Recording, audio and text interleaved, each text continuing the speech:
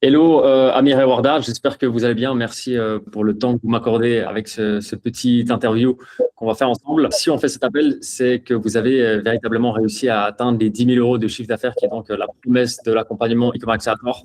Donc déjà, un tout grand bravo à vous deux. Est-ce Merci. que vous pourriez, à tour de rôle, vous présenter brièvement qui est-ce que vous êtes, votre activité professionnelle, votre background, votre parcours? Très bien, je me permets de commencer. Donc, moi, c'est Warda. J'ai une activité de conseillère en gestion de patrimoine en France.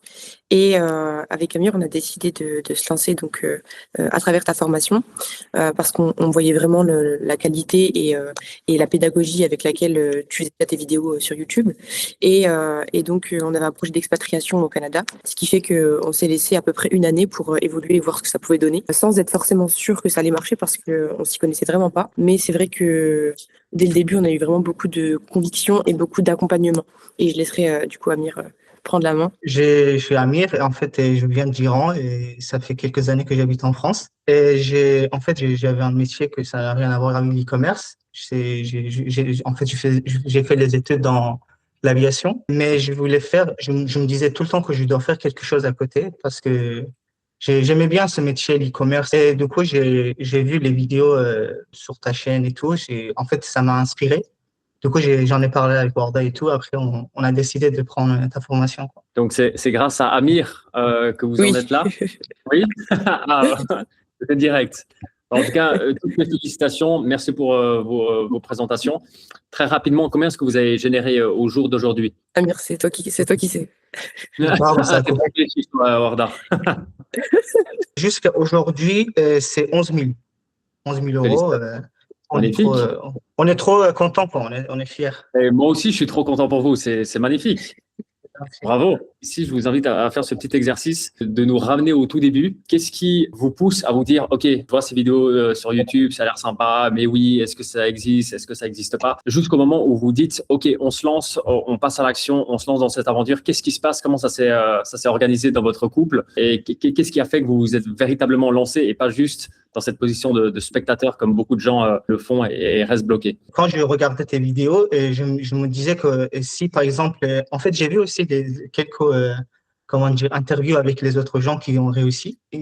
Imaginons qu'ils ont trop travaillé sur eux-mêmes, ils ont réussi, mais pourquoi pas moi? Du coup, Ouais, si je travaille aussi, si je veux, je peux, quoi. ouais. Du coup, après, j'en ai parlé. Et c'est vrai que j'hésitais un peu. Et du coup, c'est Warda qui m'a poussé. Il m'a dit, vas-y, moi, je prends toi et tout. Vas-y, je sais que tu vas réussir. Et moi, je suis toujours derrière toi. Du coup, elle m'a donné sa force et tout. Et on s'est lancé, quoi. C'est magnifique. Félicitations. Merci Merci. beaucoup, Théo. J'ai l'impression que c'est Amir qui avait cet élan de vouloir se lancer en e-commerce. Warda, tu l'as soutenu là-dedans. Est-ce que vous êtes ensuite finalement lancés ensemble ou c'est plutôt Amir qui faisait et toi, Warda, tu le motivais? Mais est-ce que tu as participé, toi? Alors oui, j'ai participé, mais du fait de mon activité, je m'investissais beaucoup moins qu'Amir, clairement. Je dirais que moi, j'étais plus sur la partie de rédaction des scripts. Oui, je faisais aussi la voix off des publicités. Et après, pour la recherche de produits, on avait commencé à le faire ensemble. Et puis après, on avait trouvé ce produit-là. Mais après, c'était vraiment grâce au coach qui nous a bien aiguillés et Amir, Amir, il faisait tout le reste, vraiment absolument tout le reste. Bah, vous avez le mérite de toute manière, les deux. Vous étiez avec Stéphane comme coach, hein, c'est ça? Donc, on avait commencé avec Guillaume et puis on était resté un petit peu bloqué sur un produit qui Ouais, fonctionnait pas vraiment. ouais. Et puis quand on est passé avec Stéphane, il nous a conseillé d'élargir le champ des possibles, on va dire. Et c'est vraiment ça qui a fait qu'on a pu trouver ce deuxième produit et que ça a fonctionné. Et donc, c'est ce deuxième produit qui vous a permis d'arriver là aux 11 000 euros de chiffre d'affaires, c'est ça? C'est ça. Produit que vous souhaitez garder secret ou vous êtes OK d'en parler librement? Oui, du coup, le premier produit, on a trouvé, en fait, on n'a pas trop vraiment suivi la formation, sans mentir. C'est juste qu'en fait, il nous a inspiré, on a dit, wow, c'est un bon produit et tout. Alors, je sais que c'est pas bien et tout, Non, non, il faut pas il faire ça. n'y a pas de juste ou de faux, hein, du moment où tu arrives à trouver. En fait, il y a Oui, c'est des vrai. produits gagnants, c'est un peu une utopie. C'est un produit qui te parle, c'est un produit où tu sais que tu vas pouvoir le vendre. Et tous les produits, d'une certaine manière, sont gagnants. Mais après, il y a des degrés de complexité, de difficulté, et tous se vendent, quoi. Mais alors, Oui, donc, le premier produit, c'était quoi? la brosse massante avec la lumière rouge. Mais d'ailleurs, on l'avait trouvé sur une vidéo YouTube que tu avais faite et où tu avais donné donc 5 produits. Ah oui, Et quand on l'avait vu, on s'était dit waouh, incroyable. Et je me rappelle très Ouais, bien que Théo, tu avais dit dans une vidéo, tous les produits sont potentiellement des produits gagnants, ouais, mais pour savoir lequel on choisit, c'est par rapport à l'énergie, le temps et l'argent qu'il va falloir investir pour le mettre en lumière. Et c'est en fonction de ouais, ça que tu fais ton tri de produits. exact. Ok, donc premier produit qui n'a pas fonctionné pour X ou Y raison. Et ensuite, le deuxième. Le deuxième, en fait, on n'a pas trop changé. On a juste rajouté un autre produit sur le même site. Ok, C'était anti-âge, anti-rite, c'était pour le visage. Du coup, on a ok. lancé aussi ça parce que c'était plus simple pour nous pour faire les créatives. C'était Bordeaux qui faisait d'ailleurs. Après tout ça, on a décidé avec Stéphane de reprendre la formation et étape par étape. La Ouais, formation, tout parce qu'à un moment donné, ça a changé, ça a fait mise à jour la formation. Du coup, on fait étape par étape et du coup, c'est là que ça a marché. On a trouvé un bon produit qui répondait à trois critiques. Par exemple, il répondait à ça résout un problème. C'est un effet wow et c'était facile à faire les créatives aussi.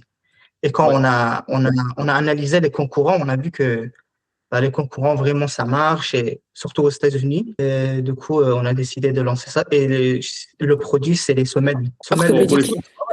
semelles orthopédiques, ouais. Et au niveau de votre marketing, vous êtes donc essentiellement sur du méta, je pense, avec des semelles. C'est plutôt une audience plutôt âgée.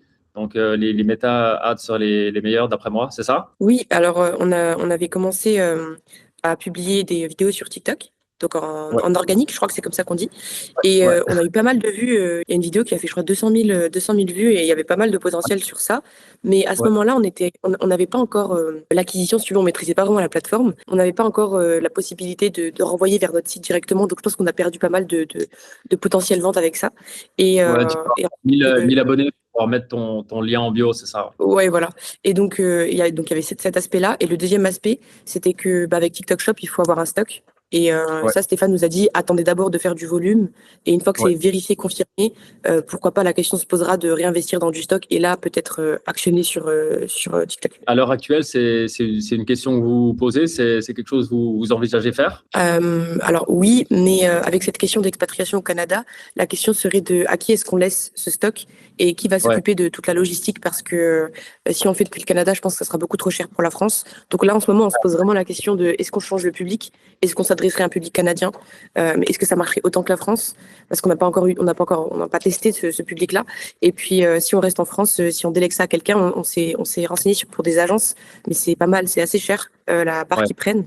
Et vu le ouais. prix d'une semelle, enfin, ce serait pas rentable. Donc, on est vraiment en questionnement sur ça. Et je me permets, Amir, de parler pour toi, mais on est en train de se poser la question de peut-être s'ouvrir encore à un autre produit que potentiellement on pourrait explorer sur d'autres marchés, quoi, canadiens ou autres. Pourquoi pas? Après, moi, ce que j'encourage vraiment tout le monde, quel que soit le niveau d'expérience en e-commerce, et de manière générale dans la vie, moi, je l'ai observé dans mon parcours e-commerce. Quand j'ai commencé en 2017, j'ai réussi à monter très rapidement à des chiffres assez hallucinants pour mon âge.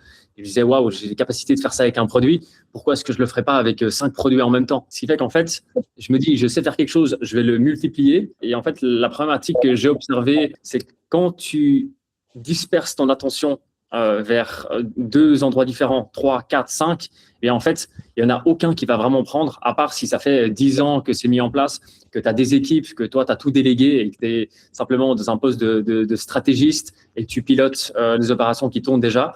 Là, pour moi, à votre stade, qui est déjà un très bon stade, hein, je vous encourage vraiment à rester focus sur une chose. Alors, est-ce que cette chose, c'est de garder la marque actuelle ou est-ce que cette chose, c'est d'arrêter la marque actuelle et en lancer une autre ou bien faire migrer la marque actuelle au Canada? Ça, c'est à vous de le définir.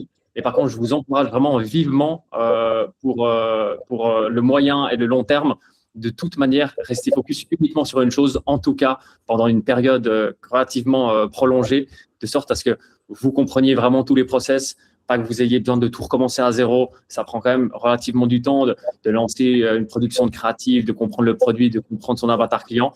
Et en fait, ça a l'air super simple une fois que vous l'avez fait, que ça fait 2-3 mois que ça tourne.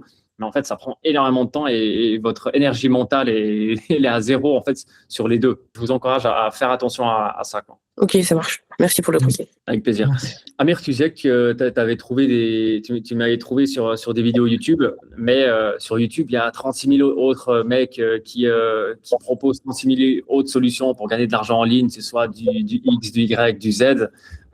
Qu'est-ce qui fait que l'e-commerce t'a attiré et pas autre chose? Parce que je me disais, c'est un métier que, en fait, je peux être libre. Je travaille où je veux, ou alors je reste à côté de ma famille et en même temps, je peux travailler.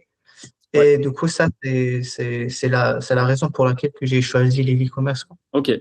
Et maintenant, pour aller encore plus dans le détail, qu'est-ce qui t'a poussé et vous a poussé à ne pas simplement regarder des vidéos YouTube et essayer de refaire depuis chez vous, mais de véritablement prendre un accompagnement encadré pour être suivi? Qu'est-ce qui vous a donné vraiment cette envie de se dire, OK, je vais investir de l'argent pour être accompagné? Comme j'ai déjà essayé de regarder les vidéos, certaines vidéos sur YouTube, j'ai senti qu'il n'y a pas une grosse valeur dans les vidéos. Après, j'ai entendu que cette information, il y a one by one.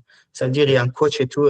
Tu peux poser ta question quand tu veux, il te répond, il est toujours là et tout.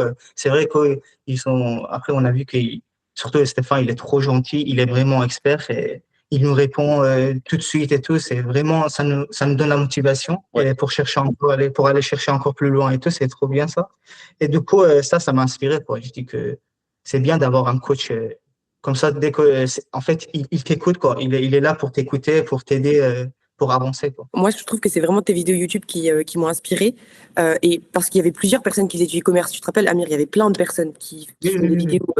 Mais moi, ce qui a fait que c'était, enfin, où vraiment notre choix s'est dirigé vers toi, c'est que je trouvais qu'il y avait quand même une concentration de valeur, justement, en peu de temps, où tu prenais des points de manière assez systématique, où tu disais, si vous voulez faire comme ça, il faut ça, il faut ça, il faut ça. Et en fait, c'était tellement clair. Et on sentait qu'en fait, qu'il y avait un certain investissement de ta part, qu'on s'est dit que si on devait payer pour quelque chose, parce que à un moment donné, il faut payer si on va avoir accès à plus de valeur, eh bien, ce serait avec toi. Et pourtant, je suivais Yomi, par exemple, depuis bien plus longtemps. Mais c'est vrai que ton approche, ta manière d'aborder les choses, elle était vraiment axée succès, résultat, pédagogie, accessibilité. Et la preuve, aujourd'hui, on regrette pas notre choix, au contraire. Magnifique. Ben, merci beaucoup, Warda, pour ton ajout. Ça me touche beaucoup. Est-ce que là, votre aventure e-commerce a eu un impact sur vos vies respectives, que ce soit professionnelle ou personnelle? Alors déjà, de savoir que c'est possible, ça c'est quelque chose, c'est une question qui s'est posée pas mal de fois et je pense que tu sais, tu vois de quoi je parle, Théo. Avant d'avoir des résultats, il y a beaucoup d'énergie, de travail à fournir, beaucoup de créatifs qui n'ont pas eu l'effet escompté, beaucoup d'investissement d'argent en argent pour de la publicité sans avoir de vente. Je me rappelle de notre première vente, on était choqués, on avait l'impression qu'il y avait un truc qui marchait pas. Et donc c'est vrai que nous, comme on a testé plusieurs produits sans avoir de résultats, il y a cette question des doutes. Est-ce que ça va vraiment marcher? Est-ce que c'est vraiment bien? Et là, c'est vraiment tout l'accompagnement de Stéphane qui a pris tout son sens parce que dans les moments où nous, on voulait clairement arrêter, il faut dire ce qui est, eh bien, on a eu ce courage de par le fait que Stéphane croyait en nous. Et donc, d'un point de vue personnel, c'est une certaine fierté de se dire que c'est possible. Et donc, si c'est pas parce qu'il y a une difficulté qu'on doit arrêter. Et donc ça, c'est super. D'un point de vue professionnel, Amir s'est vraiment lancé à 100% dedans. Il a pris un certain risque parce que du coup, il a plus aucun revenu salarié pour investir 100% de son temps dans l'e-commerce. Et ça, c'est un couteau à double tranchant. Parce que d'un côté, il y a énormément d'énergie et de temps qui est alloué à ce projet. Mais quand tu n'as pas les résultats à la fin de la journée, c'est beaucoup plus lourd à porter que moi qui avait mon activité à côté, les revenus, etc. Donc, je pense que l'impact est beaucoup plus important pour Amir parce qu'à chaque vente, je sentais que son enthousiasme, il était, tu vois, quand tu as investi énormément, en plus, il n'est pas français, donc du coup, il a dû, tu vois, une vidéo que moi, j'allais regarder en une fois en accéléré, pour lui, il va la regarder 2-3 fois en normal, tu vois. Et donc, du coup, je pense que proportionnellement à tous ces efforts qu'il a mis en place, et mentalement parlant, c'est très difficile aussi. Donc, je pense qu'il a pu percevoir tous les fruits de son travail. Comme dit, il a fait beaucoup plus que moi, que ce soit dans la rédaction des sites, enfin, dans l'édition des sites qu'il a fait lui-même, dans tout ce qui était dans le design, dans les idées, etc., dans les concepts. Je pense que il a vraiment acquis des compétences en termes qu'il avait pas avant. À Mulsanne, tu peux en témoigner. Ça a appris énormément de choses et ça, c'est vraiment, je pense, que c'est vraiment un plus, quoi. Merci beaucoup, Warda, pour le témoignage. Tu confirmes, Amir, c'est juste, elle l'a bien dit, c'était correct? Parfait. Magnifique. Elle me connaît bien. En fait. C'est très Elle a bien. l'air de très bien te connaître, ouais, en effet. J'ai presque l'impression que mieux que toi, si ça se trouve. Faire attention à ça. Euh, tu travailles donc combien d'heures par jour, Amir, là, sur le projet? En ce moment, on va dire entre 3 heures et 4 heures par jour. Mais avant, c'était plus parce que là, maintenant, on est en train de déménager. Je suis en train de faire les trucs administratifs pour partir, pour être prêt partir au Canada, pour Ouais, rejoindre Rwanda. Mais ouais. avant, en fait, on va dire 7 heures, 8 heures par jour. Je me rendais pas compte que le temps lui passe vite et tout. Et j'étais trop Il y a- il y a- concentré. J'étais à la bibliothèque tous les jours et ouais. je me concentrais sur l'e-commerce. Il y a eu beaucoup de moments où tu as hésité à abandonner, parce que c'était dur, parce que ça prenait pas, parce qu'il n'y avait pas les résultats que tu attendais par C'est vrai rapport que à. parfois, j'étais un peu démotivé et tout, mais quand je parlais avec Warda et tout, elle me disait non, n'abandonne pas et tout. Là, tu es presque arrivé, ça sera bientôt, je sens que ça sera bientôt et tout. Et vas-y, on continue et tout. Et du coup, on n'a jamais abandonné. Ça sent que Warda est très forte pour motiver. Je pense que tu as beaucoup de chance, Amir, de l'avoir dans ta vie. Bien sûr. Merci Théo, c'est très gentil. Merci beaucoup. Et Amir, pardon, Warda, tu as également beaucoup de chance d'avoir Amir à tes côtés également. Parlons un petit peu d'objectifs futurs. Donc là, vous êtes à 11 000 euros de chiffre d'affaires. Quels sont les objectifs par rapport à cette marque?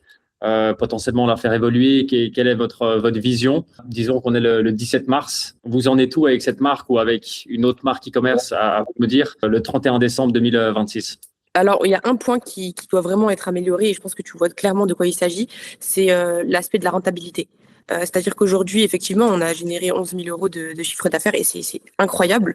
Mais en termes d'investissement, je pense qu'on est à peu près à l'équilibre. C'est-à-dire que la marque, bien qu'elle ait généré du chiffre, n'est pas rentable. Et donc, Ouais. bah là, c'est tout le travail de cibler différemment, d'avoir des créatifs qui soient plus impactants, peut-être s'ouvrir à d'autres canaux. Donc, c'est pour ça qu'on a continué, on a eu la possibilité de prolonger l'accompagnement avec Stéphane, parce Ouais. que je pense qu'on doit vraiment se perfectionner dans cet aspect-là de la rentabilité. Et après, d'ici décembre 2026, l'objectif, c'est d'aller, je pense, le plus loin possible. Amir, est-ce que peut-être tu veux rajouter quelque chose? Un, Réponse un là. cadet. Un cadet. Vas-y, allez, un cadet. Ok. Ok. Et alors, Alors, faire un cadet, c'est super. Sur le papier, c'est magnifique, mais comme le relève Warda, il faut que derrière, il y ait de la rentabilité. Donc, ce serait un cadet avec quel pourcentage de marge on va dire d'objectif? entre 25 et 30%. Ok. Vous avez déjà des gens qui reviennent commander sur votre site, du recurring? Pas directement sur le site, mais en fait, on a eu des clients qui ont racheté. En fait, ils étaient déjà clients et Ouais. ils ont encore acheté. Je pense qu'ils ont commandé et tout. Ouais. C'est déjà un bon signe que les gens aiment votre produit, soit le recommandent pour eux ou pour des gens autour d'eux. Donc, c'est déjà un bon signe. Et en fait, c'est là-dessus surtout qu'il faut capitaliser, faire en sorte que les clients que tu as déjà réussi à convaincre, que tu réussisses à faire en sorte soit de leur revendre le même produit, si c'est un produit qui se consomme. C'est souvent de ça qu'on parle quand on parle de recurring. Et vous, dans votre situation, des semelles, alors tu peux avoir plusieurs chaussures, mais bon, une semelle, ça s'enlève, ça se remet. Ce serait essayer de potentiellement, et c'est pour ça que avant on discutait de pas s'éparpiller et de rester sur le même site et pas de créer un nouveau site. Mais l'idée pourrait être d'ajouter des produits complémentaires qui pourraient être vendus en plus, sachant que la personne, elle a déjà interagi avec votre site, avec votre marque, elle a été satisfaite du produit. Eh bien, si vous proposez un autre produit qui a un lien avec le produit initial, eh bien, elle se sentira à l'aise et confiante que de repasser commande sur votre site. Et c'est là-bas que vous allez pouvoir aller vraiment chercher de la croissance et de la rentabilité, sachant que potentiellement, ce qui se fait le plus, c'est de pouvoir relancer ces personnes, que ce soit par SMS ou bien par email. Et en fait, ça ne te coûte plus rien en acquisition. Tu n'as plus besoin de lancer des ads sur ces personnes. Tu as déjà les contacts et simplement tu relances ces contacts pour faire en sorte qu'ils veuillent bien revenir et acheter des choses. Et bon, c'est un process qui prend du temps, raison pour laquelle je réitère ce que je disais avant. Si vous lancez plusieurs marques, ben en fait, c'est toujours ces process qui durent. C'est le temps que tu lances ton truc, que tu as tes ads qui se lancent, qu'elles commencent à scaler. Tout est très long, tout est très, en guillemets, lent d'une certaine manière. Ce qui fait que recommencer à côté, en fait, tu recommences à zéro. Quand même, tu vas peut-être aller même 30-40% plus vite. C'est quand même lent. Et en fait, le plus important, c'est ta relation avec ton client.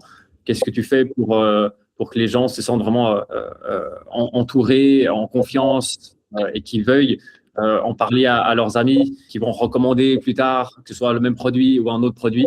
En fait, c'est ça, le game de l'e-commerce, c'est de réussir à mettre ton produit devant un maximum de personnes, mais c'est surtout de faire en sorte que ces personnes qui te font confiance se sentent gâtées et qu'elles en parlent à tout le monde. Et c'est comme ça que tu crées un effet boule de neige. Donc, c'est là-dessus que tu viens travailler pour aller travailler ta rentabilité et tes marges. Après, il y a toutes les petites optimisations qui peuvent se faire autour, mais c'est la chose principale, en tout cas sur le long terme. Merci beaucoup, Théo.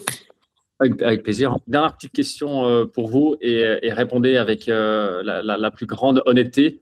Cette question, c'est surtout pour moi de recevoir du feedback, de pouvoir identifier qu'est-ce qui peut être amélioré, que ce soit dans n'importe quelle partie de l'écosystème dans laquelle vous êtes rentré. Est-ce que vous recommanderiez cet accompagnement? Si oui, pourquoi? Sinon, pourquoi? Et surtout, quels seraient vos feedbacks d'amélioration possible que je pourrais mettre en place? Et sentez-vous vraiment libre d'y aller. Hein. Allez-y, franco. Oui, alors nous, on avait déjà pris une formation avant celle-ci. Je crois que ça s'appelait Élite quelque chose. Enfin, je ne sais plus exactement. Mais globalement, on avait déjà pris une formation parce qu'il y avait un prix, il y avait un prix préférentiel. On s'est dit, bah, pourquoi pas, allons-y. Et en fait, suite à ça, donc on a terminé la formation, mais on n'avait fait aucune vente. On avait appris un petit peu, on avait approfondi la notion de e-commerce, mais voilà. Et donc, quand on a fait un rendez-vous avec une personne de ton équipe, je ne me rappelle plus son nom, je crois qu'il est un petit peu au-dessus des coachs, je ne sais plus son nom. Ouais, Mathieu, je crois, il a une boucle d'oreille, il avait une boucle d'oreille. Maxime Michel. Oui, Maxime, voilà. Et donc, on fait le rendez-vous avec Maxime et il nous propose d'entrer dans ta formation, dans celle-ci. Et nous, on n'était pas du tout prêts, que ça soit financièrement ou quoi que ce soit, on n'était pas du tout prêts à ça. Et il nous dit, voilà le ticket d'entrée. Si vous voulez passer à l'étape supérieure et être sûr de réussir, c'est ça qu'il faut faire. Donc, on a pris quelques jours pour réfléchir. On s'est dit que ça faisait beaucoup pour nous à ce moment-là. Mais on a fait le pari parce que, encore une fois, par rapport à tout ce qu'on a dit avant, on sentait qu'il y avait de la valeur ajoutée. Ouais. Et en fait, ce qui est incroyable avec ça, c'est que tant que tu n'as pas réussi, tu peux toujours te dire que c'est cher, j'ai pas forcément les moyens, je peux réussir gratuitement avec tout le contenu qui est en ligne. La vérité, c'est que, en tout cas pour nous, c'était pas possible. Le contenu en ligne, il est beaucoup trop global et c'est beaucoup trop large pour pouvoir coller à chaque profil. Pour répondre à la question, moi, je recommande à 100% ton accompagnement. C'est vraiment le sur-mesure. C'est le fait qu'il y ait une personne qui soit expérimentée, qui soit passée par là où on est passé, sur tous les plans, et qui puisse nous dire pas à pas, sur ce point-là, je vous conseillerais de faire ça, sur ce point-là, faites plutôt comme ça. Et en fait, d'avoir cet aiguillage, je dirais, ça, c'est vraiment une perle. Et je pense que finalement, c'est pas cher pour ce que c'est. C'est-à-dire que, vu les résultats potentiels qu'on peut obtenir, nous, je sais qu'on a encore beaucoup de potentiel à aller chercher, mais je veux dire, déjà, ce qu'on a obtenu, c'est un investissement. Il faut le voir comme un investissement et pas comme un coût cher. Non, faut juste, comme tu as dit, se focus sur un point et y aller. Et pour le coup, c'est un très bon moyen de démarrer le e-commerce. Et pour des personnes qui sont expérimentées comme moins expérimentées, je trouve que c'est vraiment très qualitatif par rapport au prix. Alors que, comme je t'ai dit au début, on se disait, mais ça fait beaucoup. Alors que non, en fait, quand tu le vois dans la pratique, voilà. Et si je peux me permettre un axe d'amélioration, comme je le disais, la perle, c'est le coach. Et c'est vrai que, par exemple, on voyait pas la beauté et la qualité du coach Stéphane avant d'avoir eu Guillaume. Et alors, je critique pas Guillaume du tout, mais c'est vrai que Guillaume, il avait tendance à nous répondre, par exemple, une fois par semaine. Et ben, nous, entre deux sessions où il nous répondait, on avait beaucoup de stress, on savait pas si ce qu'il nous avait dit, c'était une bonne chose, on mettait en place certaines pratiques qui, en fait, n'étaient pas forcément les bonnes choses, etc. Et donc, le fait d'avoir quelqu'un qui soit vraiment de manière rapprochée, je pense que pour des débutants, pas forcément à l'heure actuelle, maintenant, c'est pas forcément utile, mais quand on a vraiment démarré au tout début, peut-être inclure une proximité en fonction de l'état de l'évolution, tu vois, de la personne. Je pense qu'au début, on est chargé de pression, de peur, etc. Et je pense que plus on avance et moins on a besoin d'un accompagnement poussé. Mais voilà, c'est le seul point. Complètement d'accord avec toi. Et justement, sur ce point, alors déjà, Guillaume, nous, moi, j'ai créé tout un CRM qui me permet de voir par rapport à chaque fois qu'un coach reçoit un message, quel est le délai de réponse avant que l'élève, le membre, ait reçu une réponse. Donc, tout le monde sait qu'ils sont, en guillemets, monitorés. Donc, il y a une sorte de gamification pour que les réponses soient rapides. Parce que justement, moi, en me mettant dans la peau d'un débutant qui se lance, quand tu as des questions, tu veux des réponses immédiatement et c'est le prix que tu as payé pour avoir ces réponses. Et en fait, tu te sens un peu dans un stand-by et un stress de ne pas avoir les réponses. Raison pour laquelle, donc, par exemple, si on prend l'exemple de Guillaume, Guillaume ne fait plus partie de l'écosystème parce que malheureusement, ses réponses étaient trop lentes. Et en plus de ça, je voudrais vous poser une question. Moi, ce que je me disais, c'est que c'est très difficile de manière scalable de le mettre en place, mais je pense avoir 2-3 idées. Est-ce que vous pensez que des appels privés avec votre coach, alors, je pense qu'il serait relativement limité, donc ce serait peut-être un appel de 30 minutes par semaine en plus du chat que vous avez privé avec le coach. Est-ce que vous pensez que ce serait game changer pour vous ou vous auriez l'impression que ce n'est pas nécessaire? Parce qu'il y a Encore les une labs. fois. Pardon. Non, vas-y, Vas-y. Théo, excuse-moi.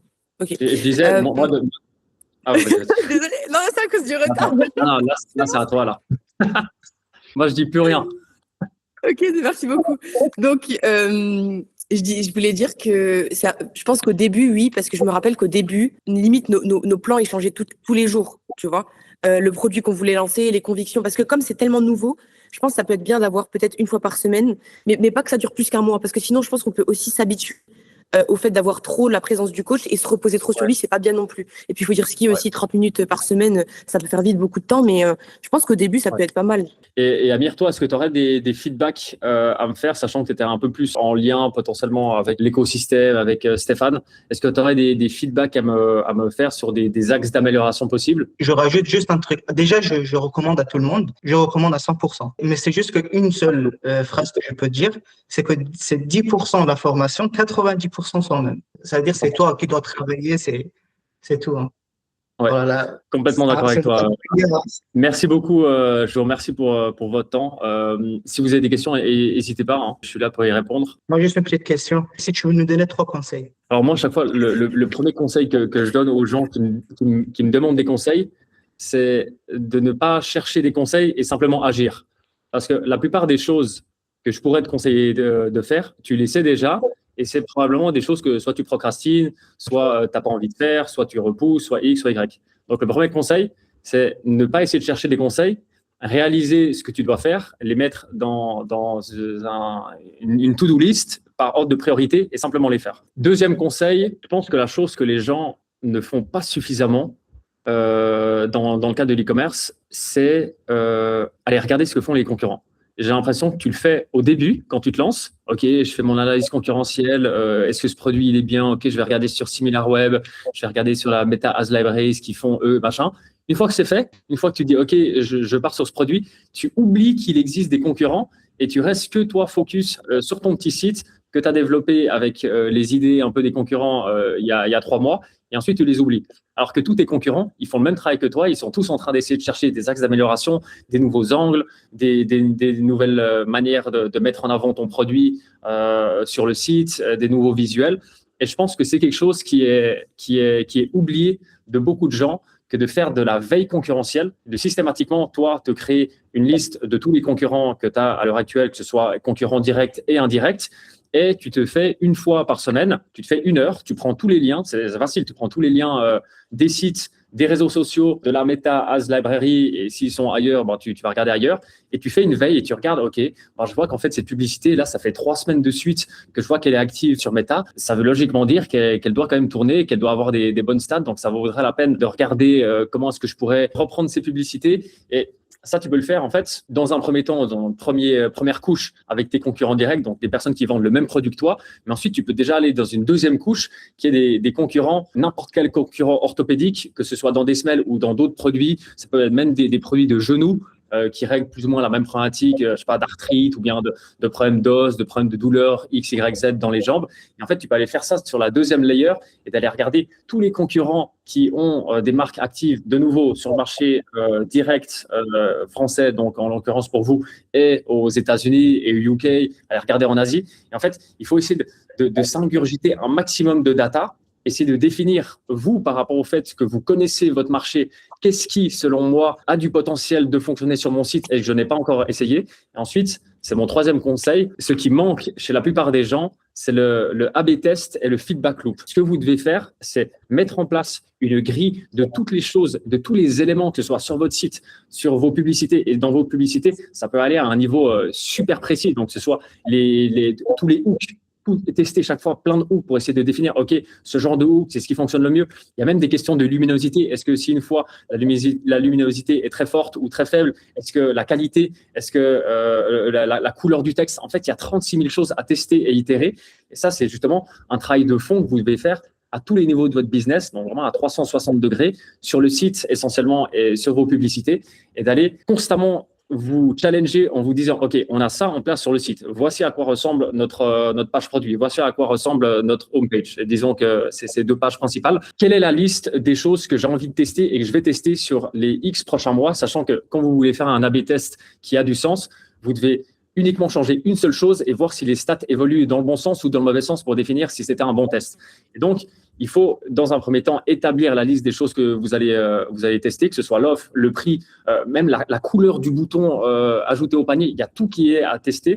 Les images, les plus importants, évidemment, à commencer par les plus importants, le titre, le prix, l'offre et les images. Et ensuite, vous pouvez tester aussi plein d'autres choses pour, au fur et à mesure, vous auto-améliorer sur la base de data que vous récupérez avec une vision qui est claire et avec un inbound d'idées et d'axes d'amélioration possibles qui vient du conseil numéro 2 qui est d'aller regarder ce que font les concurrents. Merci pour tes conseils. Merci beaucoup. Merci beaucoup, c'est vraiment beaucoup de valeur encore une fois. Merci beaucoup. Théo, est-ce que je peux aussi me permettre de te poser une question parce que j'ai pas envie de te prendre trop de temps non plus? Vas-y. Alors moi j'ai un ressenti qui est sur le e-commerce qui est que effectivement Amir a fourni beaucoup de travail, moi aussi à ma manière, mais tu vois il y a quand même un step à passer entre aujourd'hui dit 10K, etc. Ok, mais ces 10K ils se sont pas faits en quelques semaines, ils se sont faits en plusieurs mois, 2-3 ventes par jour pendant plusieurs mois qui font qu'on en arrive là. Et du coup je me pose une question, c'est comment est-ce qu'on passe ce step là? Il y a bien des personnes qui à un moment donné font un K-Day, même si c'est avec 20% de marge, il y a quand même un step. Peut-être que c'est avec les conseils que tu viens de nous donner. Et si c'est le cas, c'est bon. On va mettre ça en place. Ok, d'accord. Et la deuxième chose que je voulais te dire, c'était que, excuse-moi Théo, j'en profite parce que c'est pas souvent qu'on t'a en face de nous. Juste avant que tu poses ta question, je te réponds à la première. En fait, ce qui te permet de passer à l'étape supérieure, c'est de définir, OK, j'ai passé la première étape. J'ai validé mon produit, j'ai fait 10K, je comprends les process, je comprends comment fonctionne un business manager, je comprends comment fonctionne Shopify. Maintenant, ce qu'il faut, c'est pas juste comprendre, c'est chercher à comprendre comment optimiser ces choses. Là, vous êtes plus ou moins au stade, disons, vous êtes passé du stade 0 au stade 1. Et maintenant, pour passer du stade 1 au stade 2, c'est prendre vraiment le contrôle de ces plateformes et faire des tests, des itérations. Et par exemple, pour les créatives, c'est pas simplement tester en boucle un volume de créatives astronomique, c'est d'essayer de vraiment reverse engineer qu'est-ce qui fait que ma créative ou que mes créatives ont fonctionné pour celles qui ont fonctionné et comment est-ce que je peux créer que des futures créatives basées sur les datas que j'ai eues de mes créatives gagnantes pour en créer que des enfants de créatives gagnantes. Et c'est comme ça, en fait, que tu vas continuellement optimiser et donc arriver vers véritablement des assets complets de créatives gagnantes qui te permet vraiment de passer au niveau supérieur où tu as des ROAS de 3, 4, 5 qui commencent à monter. Derrière, tu as ton site qui est continuellement optimisé. Donc, ça veut dire non seulement ta pub, elle fonctionne mieux, tes performances sont meilleures, tu as des meilleurs CTR, mais en plus, quand ils arrivent sur ton site, ils sont beaucoup plus enclins à acheter. C'est beaucoup plus fluide. L'offre, elle est super claire. Vous avez réussi à trouver la meilleure offre par rapport à votre produit qui fait que pour les gens, c'est une évidence. Le produit est bien mis en avant. Et en fait, c'est ces deux choses qu'il faut optimiser en A/B test et en feedback loop qui vous permettent de passer à la suite. Et c'est pas juste, je continue à faire ce que je fais actuellement. J'ai le même budget ads qui tourne depuis 1 mois et demi. Ça me fait mes 2 petites ventes par jour. Mais il y a rien de fondamental qui a changé. Et c'est pas à un moment, Facebook va se dire, OK, lui, eux, je vais les rincer. Ils continuent à mettre le même budget, mais je vais leur mettre des ROAS de fou furieux. Non. D'accord, merci beaucoup. J'ai pris des notes. Merci Théo, merci beaucoup. Et la deuxième question, c'est qu'en fait, depuis le début, il y avait un produit qu'on a toujours voulu lancer, mais qu'on n'a jamais lancé parce que on estimait que ça nécessitait beaucoup de moyens et qu'on n'avait pas à ce moment-là. Et on voulait juste avoir ton avis sur ça. C'est un kit de pilates, qui se décline en différentes couleurs. Je sais pas si tu connais la marque Better Me, mais parce que tu as fait une vidéo sur ça il y a longtemps où tu expliquais que voilà, ils vendent des kits à $200-300 et en fait, tu peux clairement te concurrencer par rapport à eux. Je me rappelle, tu avais dit dans la vidéo, j'aimerais trop que quelqu'un prenne cette idée et voilà, et en fait les concurrences et voilà, fassent quelque chose. Mais en ce qui concerne la création du site, les ventes, etc., c'est un peu compliqué de le faire en dropshipping. Donc on s'est dit, OK, on va utiliser une autre marque en dropshipping et on va investir l'argent dans cette marque-là parce que clairement, ça nous booste mieux, tu vois, on préfère cette marque-là. Mais du coup, qu'est-ce que tu en penses? Parce qu'en même temps, on veut pas on veut se focus que sur un point, comme tu l'as dit. Voilà. Moi, ce que j'en pense, c'est qu'à l'heure actuelle, vous avez meilleur temps de rester focus, en tout cas, je dirais, sur la prochaine année, sur votre marque actuelle. Et ensuite, dans un an, définir est-ce que le Better Me et cette idée que vous aviez de lancer un kit de pilates a toujours du sens, sachant que moi, j'en ai parlé dans une vidéo YouTube, mais il y en a 36 000 autres, que ce soit via le visionnage de ma vidéo ou même qui ont eu la même idée que moi au même moment. Des sites de pilates et de kits de pilates et des machines de pilates, j'en ai vu 36 000 de tous les côtés. Pour moi, pour un projet où vous pourriez être susceptible d'envisager investir plus d'argent, avoir un vrai stock, un vrai branding, etc., moi, ce que je vous conseille, c'est plus d'expérience, plus de recul, ce qui vous permettra aussi d'avoir potentiellement plus de capital. Mais surtout, et ça vraiment, c'est le meilleur conseil que je puisse vous donner en e-commerce, et c'est le meilleur conseil que je donnerai à n'importe qui, mais n'importe qui n'est pas susceptible de le faire, c'est que vous puissiez être le visage de votre marque. Que ce soit avec Better Me, un truc de pilates, où vous êtes à l'aise, Amir, je te vois très bien faire du pilates, ça peut être cool. Ou bien que ce soit avec un autre produit. Le meilleur conseil que je puisse vous donner en e-commerce en 2026, c'est de pouvoir être le visage de sa marque. Ça vous permet de produire un nombre illimité de contenus. Ça vous permet de pouvoir avoir une vraie histoire derrière. Ça vous permet d'avoir instantanément la crédibilité des gens qui n'arrivent pas sur un site où on ne sait pas si c'est un pirate derrière ou pas. Là, il y a vraiment des visages, il y a une histoire, ça peut être touchant, vous pouvez le rendre avec un beau storytelling.